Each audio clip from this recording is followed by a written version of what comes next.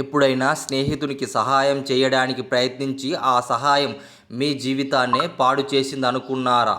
అయితే ఈ కథ మీకోసమే. సోమయ్య ఇంట్లో ఒక దున్నపోతు, ఒక గాడిద ఉండేవి.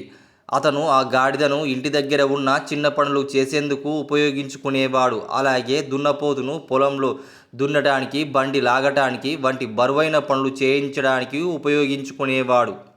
బాగా కష్టమైన పనులు పదే పదే చేయడం వల్ల దున్నపోతు బాగా అలసిపోయేది.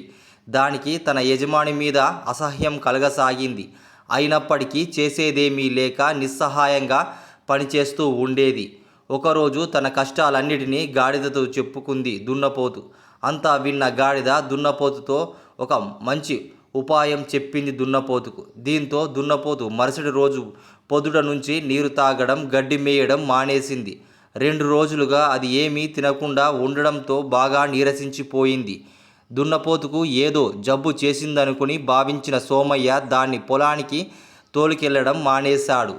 అంతేకాదు, గాడిదనే అన్ని పనులకు ఉపయోగించడం మొదలుపెట్టాడు. దున్నపోతుకు సహాయం చేద్దామని ఉపాయం చెప్తే నేనే అపాయంలో పడ్డాను అని గాడిద అనుకుంది. అది మాత్రం ఎంచక్కా విశ్రాంతి తీసుకుంటుంది. దాని పని కూడా నేనే చేయాల్సి వస్తుంది అని గాడిద వాపోయింది. ఇంకా ఇలాగా కాదు, దీన్ని ఏదో ఒక పరిష్కారం కనుగొనాలి అనుకుంది గాడిద. అనుకున్నదే తడువుగా దున్నపోతు దగ్గరికి వెళ్ళి, ఈ భోగం ఇంకెన్నాళ్ళులే, ఇక రేపటి నుంచి నీ ఆటలు సాగవు.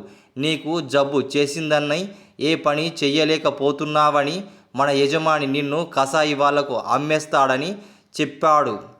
దీంతో కంగుతిన్న దున్నపోతు బుద్ధి తెచ్చుకుని తెల్లారగానే పొలానికి వెళ్ళిపోయింది.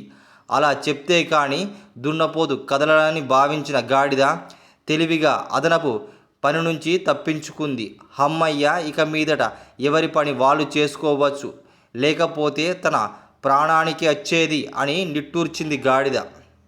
ఈ కథ ద్వారా మనం తెలుసుకోవలసిన నీతి ఏమిటంటే, ఎవరి పని వారే చెయ్యాలి.